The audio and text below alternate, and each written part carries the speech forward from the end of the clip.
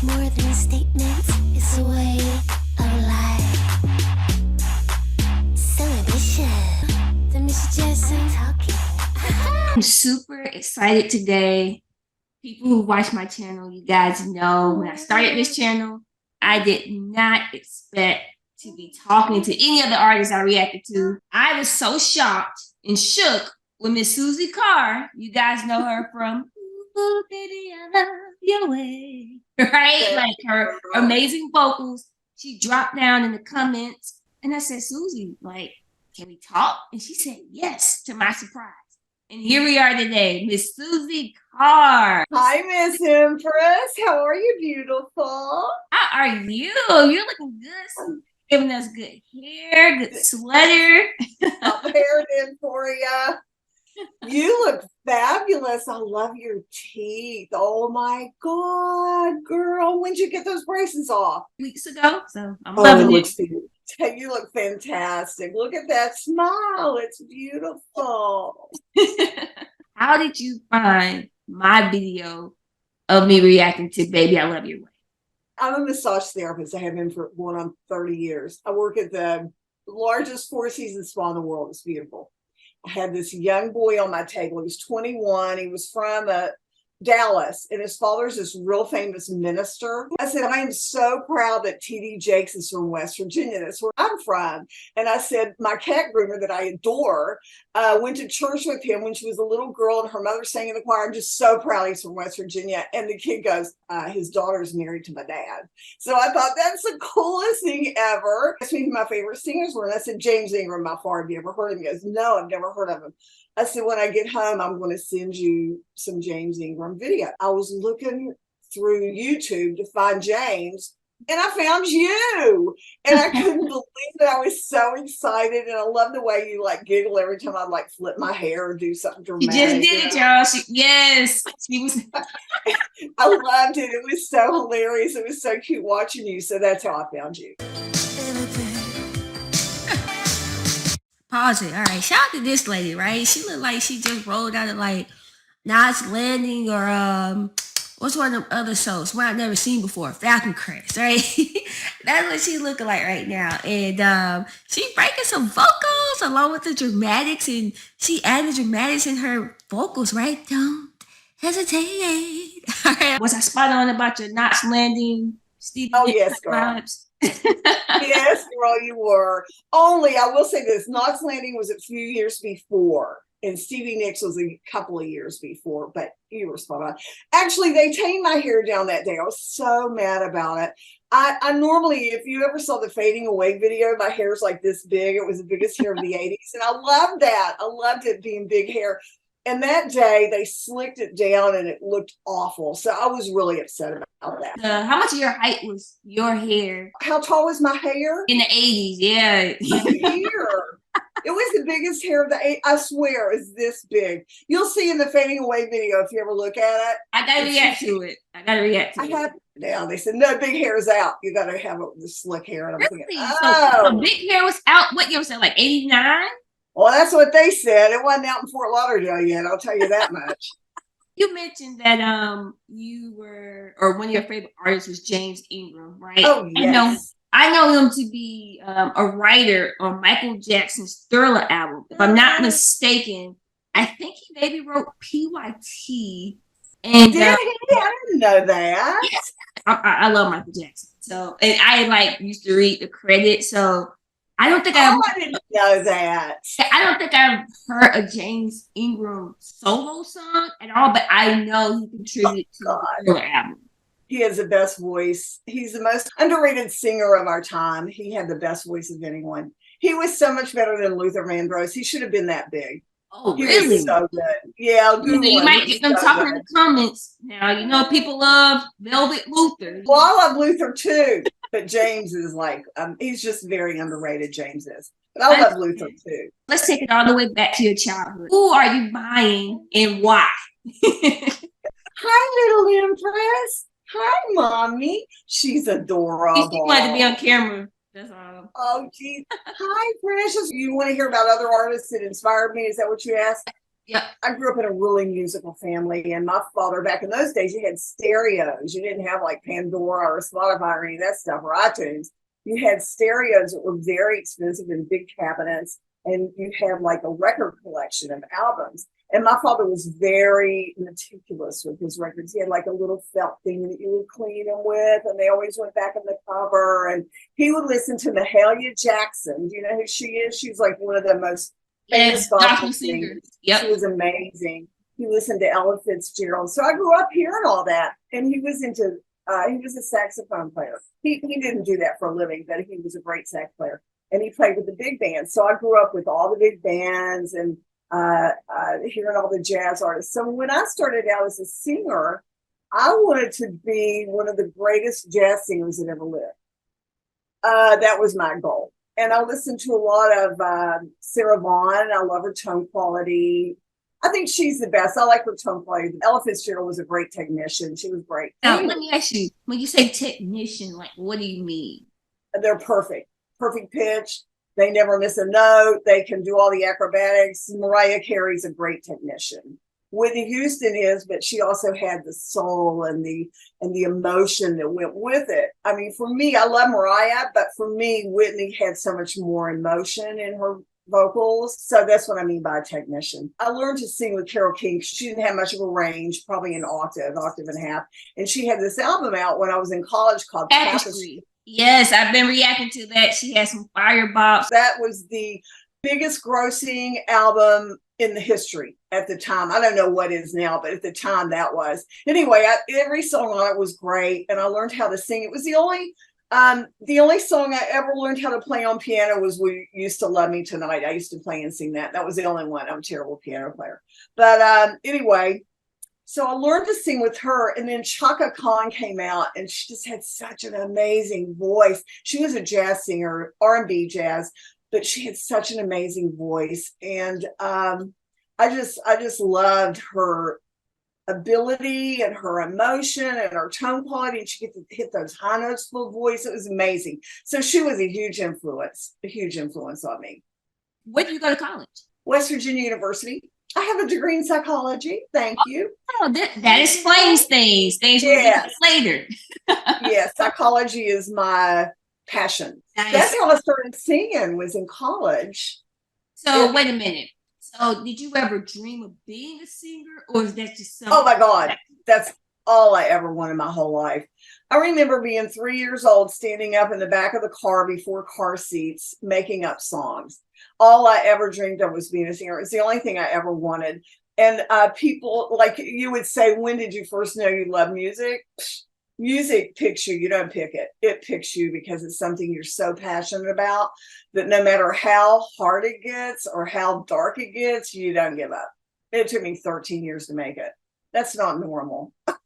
Most people give up after 2 years, you know. So I always say music picks you. You don't pick it.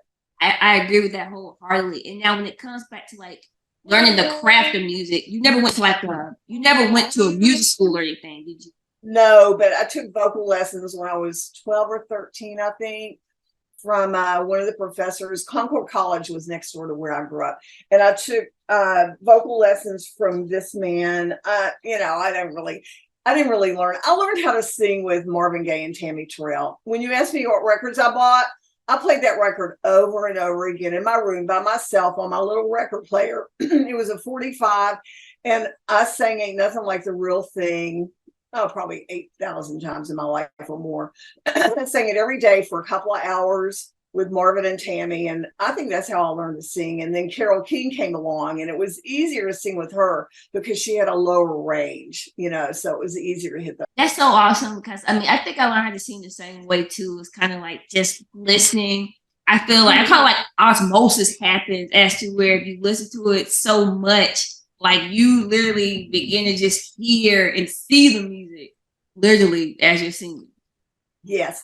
And I want to tell you, I love the intro to your channel. That is so hooky. I'm obsessed. You sound so sexy. It's such a cute intro and sexy, and it's soulful and melodic. I just love it. I love the production of it. I love your voice. I love the song. I love it. I think you should continue to pursue a music career because that is such a catchy hook. Oh, thanks. Do you write music at all? I do. Like I said, I'm from a musical family. Everyone started piano at the age of 7. My brother and I were a year apart. So by the time he was 8, I started at 7. And by the time he was 8, he was playing like Liberace. He's like an incredible pianist. So I quit 100 times. My dad said, I'm only going to let you quit because I know you're going to pick up another instrument, because that's what he did. He hated piano too, and he picked up saxophone. So I started playing trumpet in the 5th and 6th grade, and I was awful. I sucked so bad. So I quit, and then I started taking vocal lessons. But I think the reason I worked so hard at being the best singer I could be was because I couldn't play piano. It's my only regret really in life, is that I can't play piano. That's my only regret. But music, as we know, it's never too late. It's never too late. Well, I got to work with amazing piano players. I could never have been that good. So it's kind of worked out good for me because I got to work with some of the best piano players in the world. Had I been able to play, that probably wouldn't happen. So if you don't play an instrument, how are you writing songs?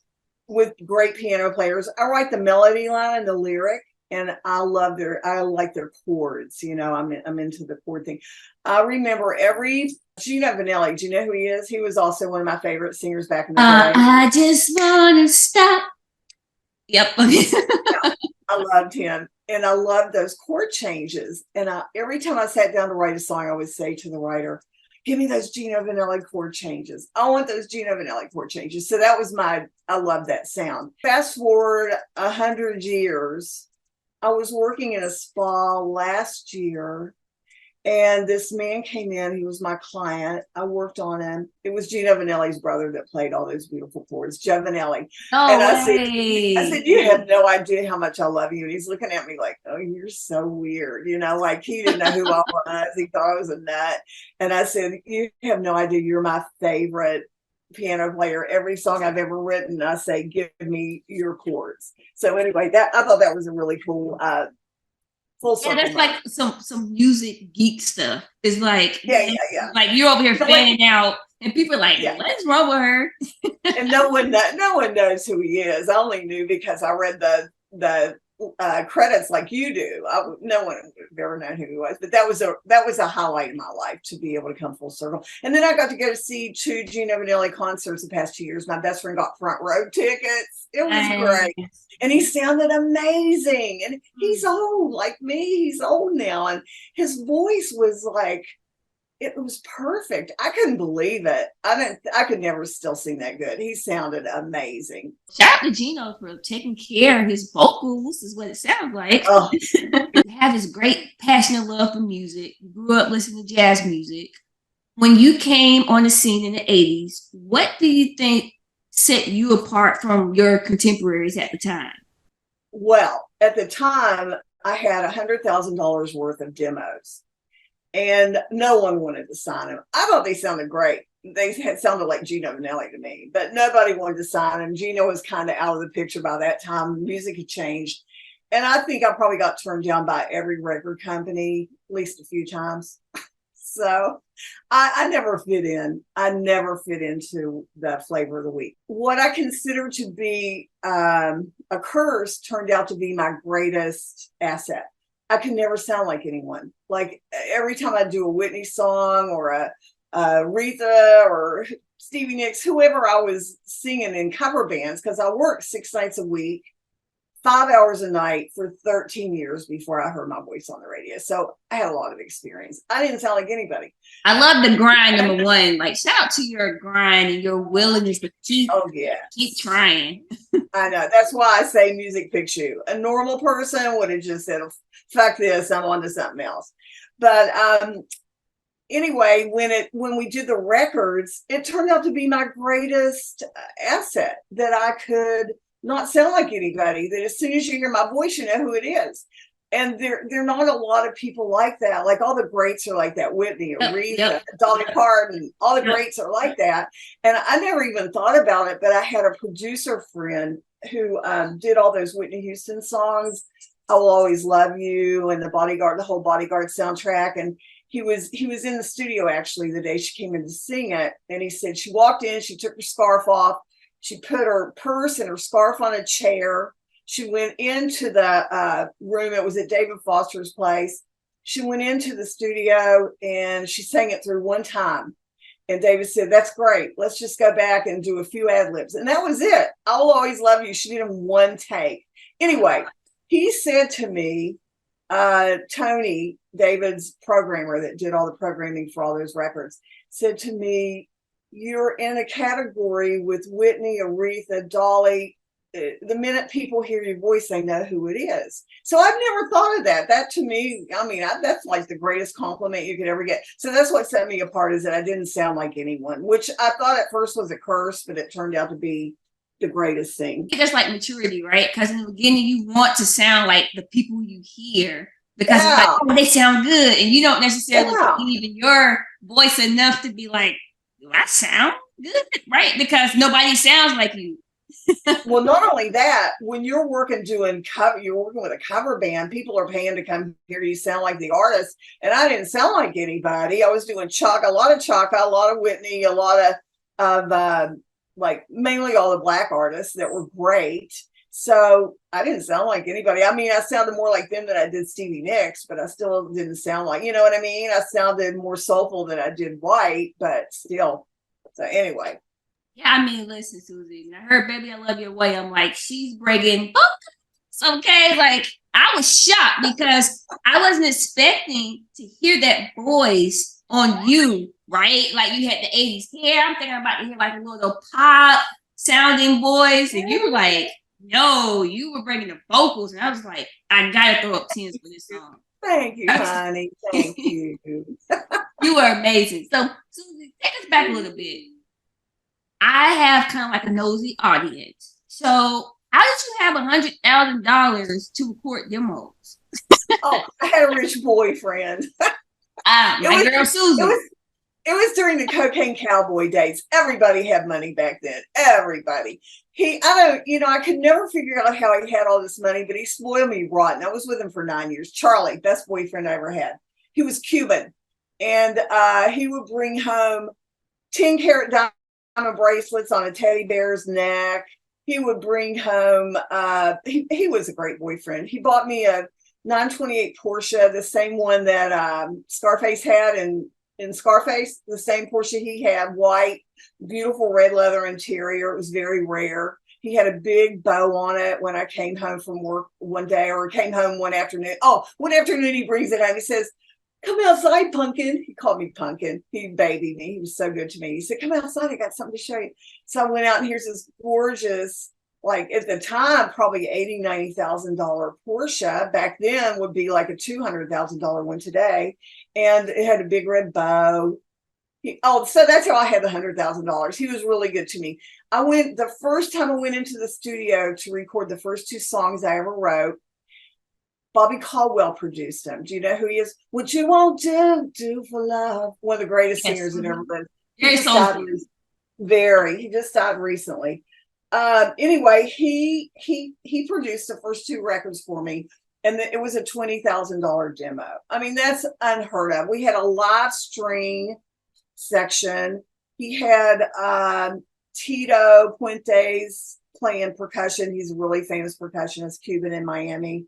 He had Joe Galdo playing drums, who's Miami Sound Machine, Gloria Estefan's producer and programmer that did all her songs. Anyway, it was spectacular. He had the bass player that played on "What You Want to Do for Love." Back in those days, a lot of people did drugs. I didn't. And the only reason I'm not dead from doing drugs is because my dad educated me on addiction, or I would be dead. I mean, I was there during the Cocaine Cowboy days. I would definitely be dead. And all the Cocaine Cowboys hung out in the clubs where I sang. So drugs were everywhere. Anyway, it was a very common thing back in the day. So Bobby would come in and smoke pot one day, and he was a brilliant piano player. Oh my God. I mean, to sing like that and be able to play piano with those Gina Vanelli chords, he got those beautiful chords. He would come in and record everything one day, and then he'd come in the next, and it'd be gorgeous, and he'd be stoned. And he'd come in the next day on coke and hate it and redo everything. So I think it took us probably a couple of months to get all those songs down, which it should have only taken maybe a couple of days, but they came out great. I was really proud of him. He was, oh, what an enormous talent to work with and to watch him sing. And he did all the background vocals with me on the songs. Oh, he was so gifted, such a gifted person. I got to see him out here too when I moved out here. But that was a really exciting time for me to do those demos. And then a bunch of songs, probably 20 songs. And that's how it got up to 100,000. But yeah, I mean, none of the record companies wanted to sign it, but I thought they sounded great. Literally knocking on record company doors. Like, how are they hearing these demos? Okay. I first got a record deal with Atlantic Records with this song that Joe Baldo, the really great producer for Gloria Estefan, had done this song, and they put me on it. I wrote the lyrics and the melody, and it was kind of a gimmicky kind of song. It wasn't anything I would have been real proud of, but Atlantic signed it, and then they backed out of the deal. So when they backed out of the deal, Paul Schindler was the attorney. And he said, we can sue him. And I said, no, I don't want to sue him. You know, I'll get another deal. So I paid him $5,000 to shop all these, which I don't even know if he ever sent them to anybody. Who knows? But I never got a deal with him. So then when Dreamin hit really big in Miami, Bob didn't have an attorney. So we got my attorney, Paul Schindler, who was like one of the biggest entertainment attorneys in New York. So he's the one that did the epic deal. I'm just trying to visualize, like, again, because now we live in a world where literally I can upload something on TikTok, SoundCloud, and be discovered like that. But this is I know. It was hard. Yeah. It was hard back in the day. You had to knock on doors. You had to know people. You had to pay people to shop it for you. There was nothing like today. And the only reason Dreamin made was because Bob worked at the radio station. So he got it on the air. You know, that's how that hit. So, yeah, that was a heaven send to be able to have that. For 13 years, are you getting discouraged during this time ever? Like, did you ever just say, forget about music and I'm just going to stop doing this time, or you just kept forging ahead? I never thought of it before, but no, I never even thought of stopping. It's all I knew. I remember when I was about 23, my brother saying to me, Susie, you need to get a hobby. And I said, well, I have a hobby. Music's my hobby. And he goes, no, it's not. It's your career. So to this day, I don't have a hobby. To this day, the most fun I've ever had in life is on stage singing to a huge crowd, screaming and yelling, or massaging someone that I adore, that I connect with, that I have a beautiful hour with. Those are still my work. What I do for work is still the most fun I have in life. I don't know if that's pathetic or blessed. I say blessed. Right? You're smiling about it. You're laughing. Right? Yeah. You're looking good, Susie. So I say blessed. Thank you, honey. I'll go with that. Now, Susie, you have this #1 hit, right? So was Dreamin the first #1, or was it Baby I Love Your Way? No, Dreamin came out first. And first up, before I ask you the next question, you're giving me hair right now, right? Like, I love it. It's giving me life. Is that all you, or did that was help? Girl, it's the only thing good I have left. And I can't get it to look like this. My hairdresser did this. I can't. It looks like pretty crappy when I do it. But yeah, it's the only thing I have left. It's on me. Everyone thinks I have a wig on, but it's all I got left. And it is amazing, as old as I am, to have good hair. I will admit. Is that genetics, like running the family? Yes, my mother had very thick hair. I don't know where I got it, but I guess her. You look good, Susie. All right. So, Susie, let's go back to the first #1 hit you guys have, which I think you said is Dreamin', right? Yeah. How does that feel? You're on the radio. People are hearing your song and singing to you at this point. How does that feel? It was great. I was working with Dr. J, my sax player that did all the shows with us. We were working in a club with a 6-piece band at the time down in Miami where the drug dealers hung out. And every night at 9 o'clock, they would have the 9 at 9 countdown where they count down the top 9 records at 9 o'clock. So every night we'd run into the kitchen where the cooks are in there listening to it. And we'd listen at the 9 at 9 countdown. And I'll never forget when it started out at number 9. By the time it got to number 1, I don't know how many weeks it had been, but it was like such an exciting time. And so we were in the club when it hit number 1. That was exciting. I mean, my band and I. And then it was the biggest record of the summer, no matter where you went. Like I would pull up in my little white Porsche. I'd pull up next to somebody and you would hear it booming out of their car. It was everywhere. I mean, everywhere. I'll never forget the producer and I went in one night about 2 a.m. to 7-Eleven. He wanted a Coke or something. So we went in to get him a Coke. And the guy was stalking the drinks behind. He was behind the counter, behind what we opened up, stalking it, and he was singing "Dreamin." It was amazing. It was like surreal, right? Like what? Oh yes, it was amazing. It was a great time. Yeah, every record label wanted to sign Dreamin because it had already been number 1 for 13 weeks in a row in Miami.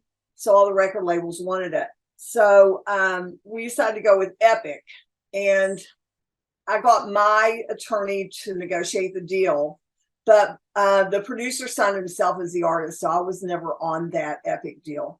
So Say It's Gonna Rain came out next, and it was number 1 on the dance charts. And then that was in 87, like maybe, I don't know, in the winter of 87, because I remember being in New Jersey doing a song for the first time with it, and nobody knew the song, and I was a little anxious to do a song nobody'd ever heard because people don't like that, but it went over well and it ended up going to number 1. And then Baby I Love Your Way came out. We did the video in New York on Jones Beach. We filmed the video for Baby I Love Your Way. I didn't think they were going to release it, and then one of the stations in Miami started playing it and it snowballed, so they had to release it right away, and then they had us do the video very quickly, and it was really fun. In fact, last night I was excited to do the interview with you and I couldn't sleep. I'm thinking, damn, this reminds me of the night before the video when I couldn't sleep in New York. Shoot, I'm going to sleep really good tonight. Go back a little bit. Why did you think they were going to release Baby I Love Your Way as a single? I don't know. It's just something I heard. I don't know if that was actually truth, that they weren't ever going to release it. I don't know. But fate took over and it had to be released. And it was the most played song of 89. It was the most played song of 89. Released, it hit number 1 in December of 88, and then it became the most played song of 89. So would you consider like that the biggest success that you've had? Oh, yeah. Okay. So now with that being said, I'm imagining this video was in heavy rotation on MTV. Is that a yes? How did it feel to see yourself? Like you grew up on MTV, I'm sure, right? Stevie Nicks you saw, Whitney you saw. How did it feel to be a part of them in rotation? It was great. I mean, MTV was new. It had only been out a couple of years when we hit, maybe 4 years at the most. But VH1 was out and it was fabulous. I mean, it was heavy rotation. Every time you turn the TV on, you'd see yourself. It was fantastic. Now you're out and about 89, 88. You're missing and mingling with some of the biggest artists of that time. Do you have like any cool or funny stories you can share about certain artists you had encounters with? Well, Paula Abdul was our opening act. I don't know what happened to her. Wow. Yeah. And she was great, and she was a dancer, so she always had dancers with her, and she was always really sweet. And not only that, when I moved out here, I used to work out at Billy Blank's all the time. He became very famous, but at the time it was just his little studio, and she used to come there all the time. In fact, she came to my birthday party in 90 out here, the first year I moved out here, because she was best friends with Billy. And it was just I just had a few people, and we went to a club and danced all night. I had forgotten about that. That was now fun. You say Billy Blanks, that's the Tybo, what was called the workout guy? Oh yeah, Tybo. Yeah, okay, Tybo. Billy Blanks. He was great. Yeah, he was. I used to go every day. It was great. So he was doing that back then. In 90, I moved out here in 90. Yeah, and we went every day, and then he ended up like everybody used to go to his place. Shaq, I mean, all kinds of people, all kinds of famous celebrities would go there. It was fun. Yeah. And then Milli Vanilli, they were so nice. They were such nice people.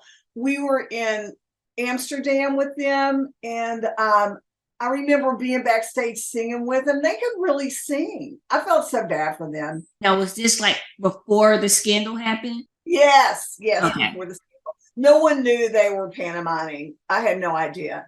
They did it really well. And they were really nice guys. Any other like cool artists or stories you would have to share? Like, did you meet one of your idols at that time? No, we mainly worked with a dance artist, which, let me think. Well, I remember Brenda K. Starr, but you know, she wasn't like a huge artist or anything. Wasn't she the one who discovered Mariah or something like that? Mariah was her background singer? She was Mariah. Yeah, she wrote that song that Mariah did.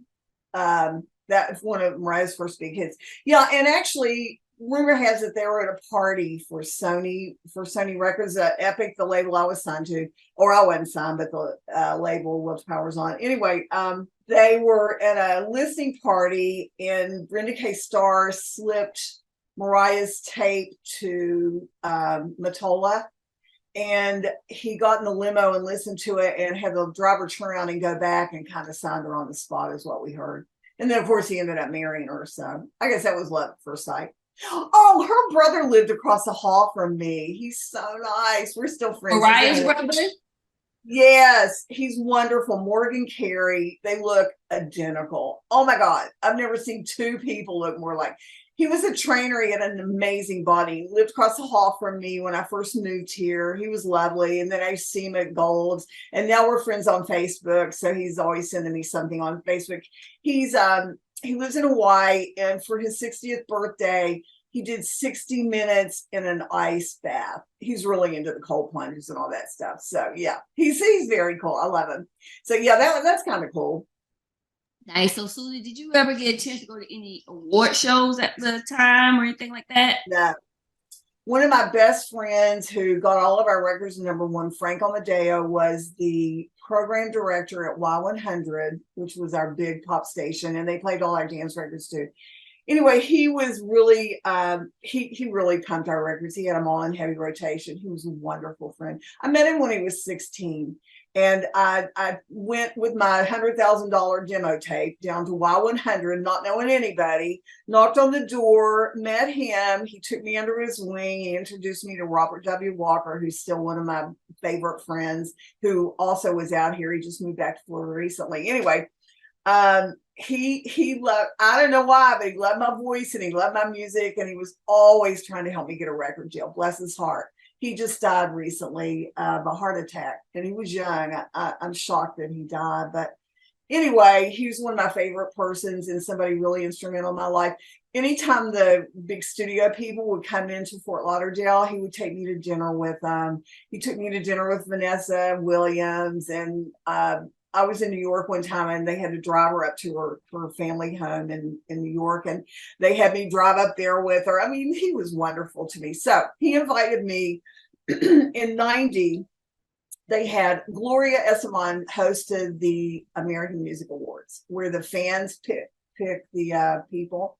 So he had me come to that, and that's the only award show I've ever been to. But that was great. Nice. So you mentioned 1990, right? Now, career-wise, I think you just said something important, right? You were never signed to the record label.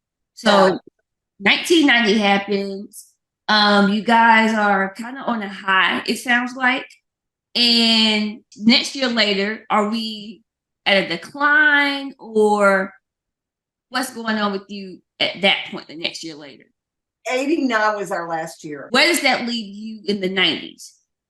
Okay. So 89 hit. We had our last hit, Fading Away. The video was released while we were in Europe touring, and it became #1 for the year also. All the dance records were #1 for the entire year. So I wanted to do a solo deal. So I left the group to do a solo deal. I moved out here in 90, and I couldn't get arrested. music was changing, and I only had a couple of dance records, and dance wasn't really my genre. I was more into like a pop, really sophisticated sound. But I didn't have any demos like that. But anyway, long story short, I got a second record deal in '94, and I took that money and went to massage school. And that record, I did 2 records on that record deal. Actually, I signed to a Radical Records, who was out in New Jersey. He was the German guy that made Donna Summer famous. He had the label she was on. He turned around and sold my record to an independent label in London. And it did really well.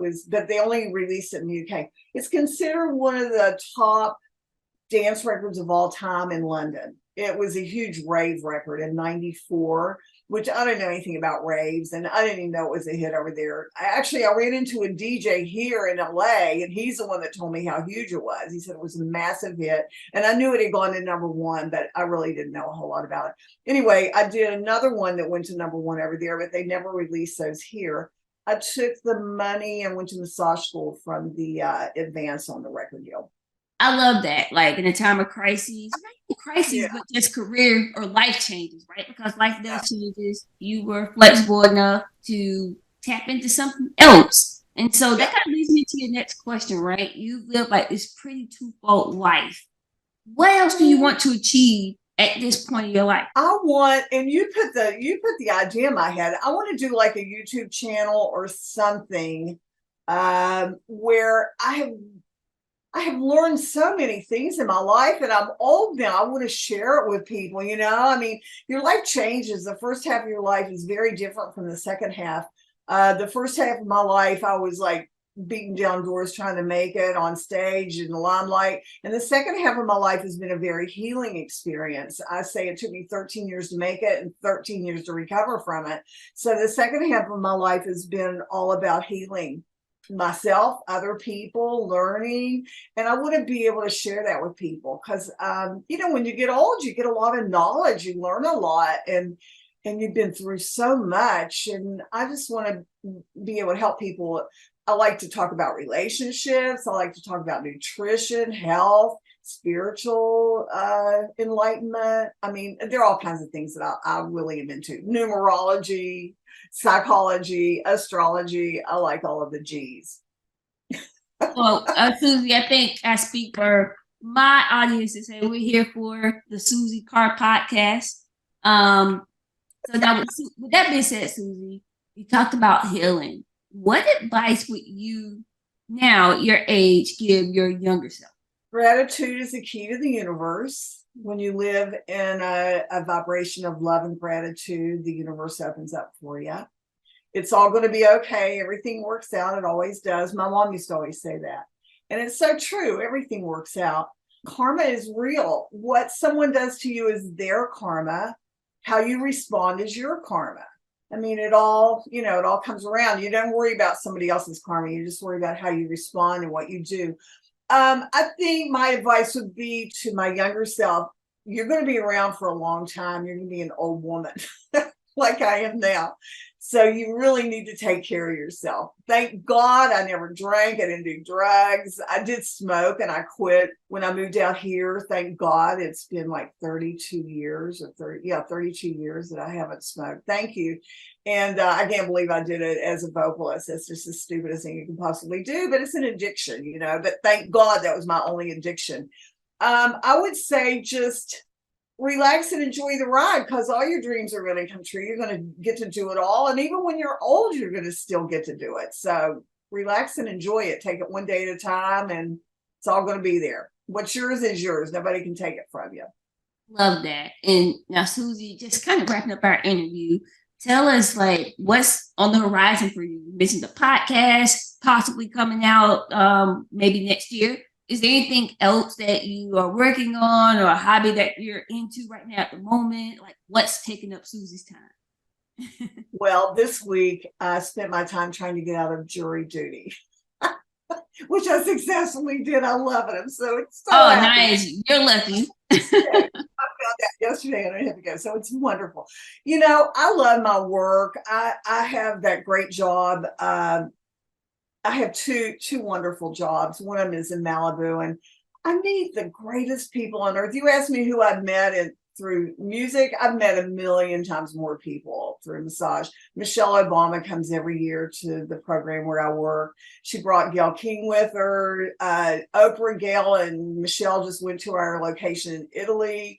We get all these billionaires. We get the Victoria's Secret models. We get lots of celebrities and movie stars. I meet the coolest people in the world. We get a lot of stockbrokers, like the Wall Street people, and I haven't mentioned this, but the stock market is my obsession. I'm like a man. I turned to a man at 50. I listen to talk radio and do the stock market. I love the stock market, so I get to pick all those brains. I have a well. Listen, now I know who to go to when I'm thinking of investing stock. I'm going to help you, girl. I'm going to make you a multimillionaire by the time you're my age. You'll be rich. Yes. I want to end the interview on a fun note. One thing I always do in my reaction is mention what I'm going to add to my playlist. So, Suszie, what's on your playlist at the moment? What are you listening to? You don't want to know. I'm old. I listen to healing music. I do massages all day. I listen to beta wave music. You don't want to know. I rarely listen to vocals. I mainly only listen to instrumentals. It happens when you get older. I listen to a lot of classical. When I was your age, I was up on everything. But today, I love rap. I don't know what they're talking about, but I love the beats. I like the rhythms. I love it. Favorite rap artist? Huh? Who's your favorite rap artist? I like Khalif. What's his name? Wiz Khalif. Khalifa? Yeah. I love Jay-Z. I mean, I never get tired of hearing Jay-Z. So I'm weird. I'm very weird. I'm an introvert. I'm a recluse. I hate parties. I hate being around drunks. I'm in my own little world. I'm very happy and peaceful. I meditate twice a day. I chant. I'm on a spiritual journey. So when you ask me what my hobbies are, I'd probably say that, my spiritual evolution. Awesome. Well, Miss Suszie, I'm glad I got a chance to get you out of your world and into mine today for this interview. Again, never in a million years did I think I would be talking to you when I reacted to that song, and you have just been so sweet and just so down to earth throughout all of our conversation. I really consider you a friend, a mentor at this point. And yes, just thank you for taking me up. Thank you. I consider you a mentor too. You're going to teach me all kinds of stuff. I love it. So thankful I met you. Thank you so much for having me. You're so beautiful and kind and charming and adorable. And I'm just so thankful God put you in my life. Thank you. Oh, one last thing. Every morning when I get up, I say, God, please use me as an instrument of the divine so that I may help all that I come into contact with. That's my prayer, and that's what I say every day. So people out there, if you have a dream, do it. And as long as you're acting with kindness and joy and love, it's all going to come in, and appreciation. Awesome. I love it. Guys, please drop the comments down below. If you guys want Suszie back, and there's questions, little Empress is turning up now. If there's questions I didn't ask, drop those comments down below. Again, really love the opportunity to talk to Suszie. I feel like she had so much musical knowledge here. So again, drop the comments down below if you guys haven't already. I'll see you guys next time. Thank you, Miss Suzi Carr. Thank you, beautiful. Thank you. Love you, Empress.